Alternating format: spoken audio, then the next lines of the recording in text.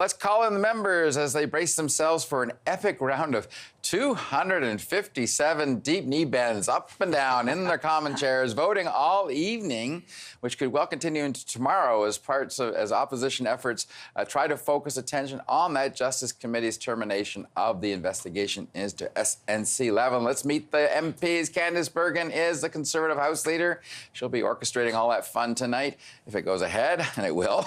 Alistair McGregor is an NDP from British Columbia, and for the Liberals, Parliamentary Secretary Kim Rudd. Welcome to you all. Good to be back, John. I've got to get you first on this, Candice. You took great exception to this resignation in the House. You say it's a sign that the Prime Minister is demeaning to women and he's a fake feminist. Why do you say that? Well, I think we've seen a number of women express the fact that, from his caucus, express the fact they don't have confidence in him. It started with the former Attorney General, Jody Wilson-Raybould.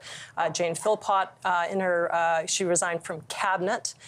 We then heard Celina's story, which was a pretty disturbing story. But when you see a Prime Minister who silences his Attorney General, he won't let her tell her side of the story. He's got his men going to committee. Gerald Butts told his side. Michael Warnock told his side twice. And the Attorney General is not allowed to speak. That's pretty disrespectful to anybody, but it certainly is not respectful to women.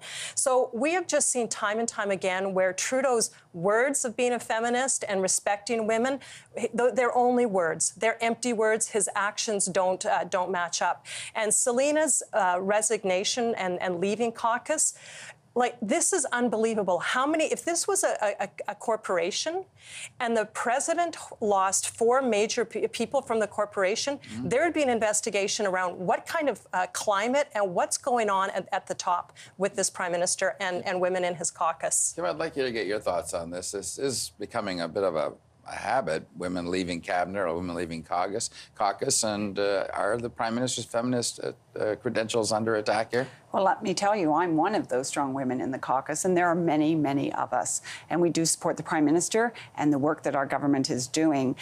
In regard to Celina, I've known Celina for a number of years. I actually worked on her by-election campaign, and I was the person who went out and taught her how to knock on doors. So Celina, for months, has been telling us, and it was not a surprise that she was leaving. It's been hard on her. She has a young family, and she found it hard to be away from them. And we all as MPs, I mean, we've heard that from Nathan Cullen, we've heard it from other MPs, we have to respect that people do what they do. But then why because it's right. Why did he yell at her like that? Actually, Candice, if I might, I think we have to respect people's decisions, and we can speculate and do all sorts of things. I don't think that helps the conversation. True, no. That's true, but that's why we'd like to know. I absolutely respect her decision. I think we all do. But I think that why was the Prime Minister yelling at her? What happened? I wasn't there. No, but so then we have to speculate. And what we do know is she has left her caucus. And I think that speaks many, many words which are not positive for the Prime Minister. Alistair, what's your translation of this resignation? It's not directly connected to SNC-Lavalin, though. This is a resignation just for a whole host of other reasons. But how damaging is it, in your view, to the Trudeau brand? Well, I think you alluded to it in your opening comments about how this seems to be fitting a pattern that we've had 3 very strong women who are accomplished in their professions and have been very good for the Liberals, 2 of them on the front bench. And, I take it all the way back. I think Celina's departure is unrelated to SNC-Lavalin, but if we're talking about a pattern and we go back to Jody Wilson-Raybould's testimony, it was the fact that, at the heart of this matter is the notion of prosecutorial independence.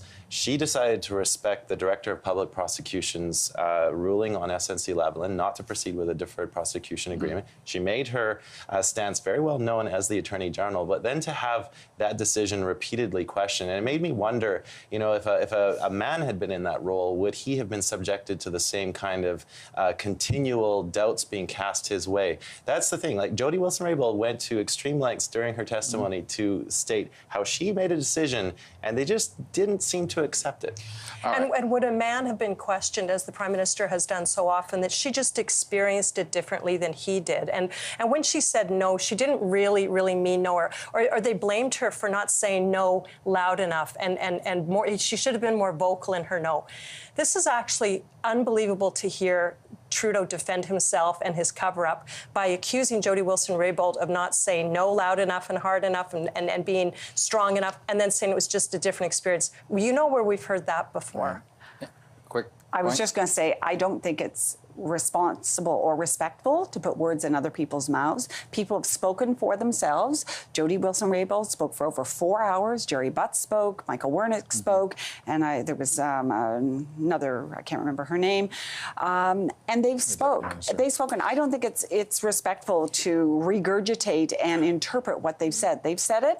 And it's on the record. Then it would be great if she could come and have a chance to respond, because Absolutely. they did. Gerald Butts absolutely did put words in her mouth and relate experiences that she is not able to now speak about. And Kim, that just is not fair to anybody, and it certainly isn't fair to a strong woman like that. Ms. Wilson-Raybould has the right of reply to this. Yes, Well, she does. you know that as well as I do. That ethics committee is not going to ever get her in front of that. The Liberals. The ethics commissioner Liberals, is doing a review, and well, I think it's responsible and respectful to have that process go through. He's very limited Commissioner in is what one he can thing, do.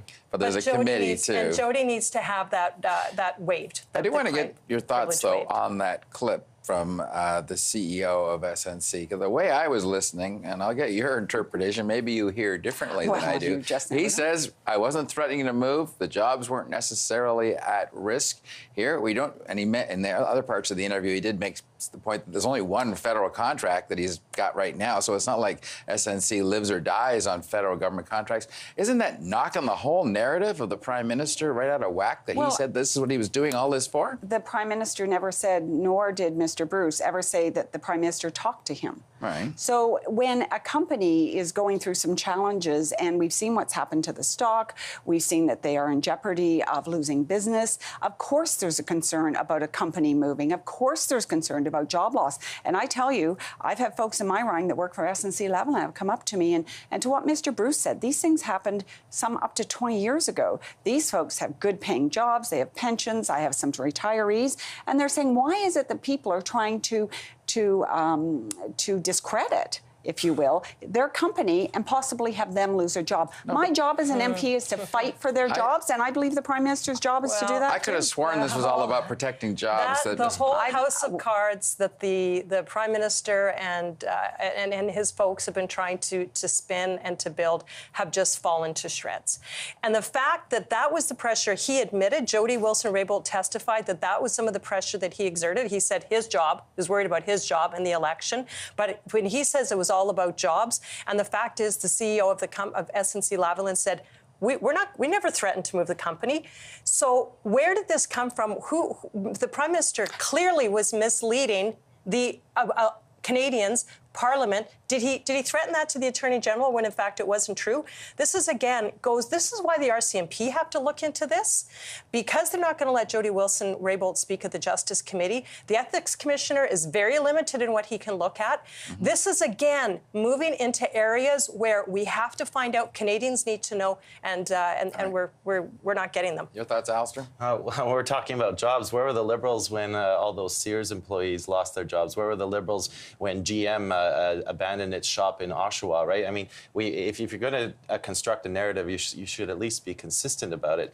And SNC-Lavalin, I mean, the Liberals seem to be making this argument that political pressure over an independent prosecutorial decision is all right. And I think that we need to properly assess as Canadians the independence of our prosecutors to be free from political interference, because, Dawn, that sends us down a very slippery slope, right? That's a precedent that should be very worrying. I want, if I could, just ask Candice one quick question here. You're doing this voting tonight.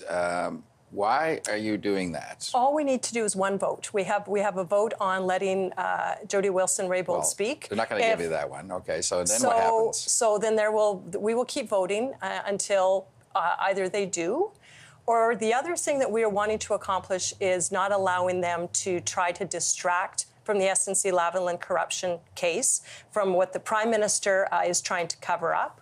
So they're not going to be able to talk about their $40 billion budget cover-up which is what it is. So we've got a number of tools, very limited in terms of what we can do because they have a majority, and you see them shut everything down. So what they shut down in the Justice Committee is now coming to the floor of the House of Commons. Well, I just want to say that for folks in my riding, rural riding, they're going to get high-speed internet that they have been waiting for years. This budget is not a fake budget. This is a real budget. They can watch the House of Commons. Folks can do homework. I gotta go. Going I gotta go. to pay for Trudeau's mistakes. Thank you all. That was fun.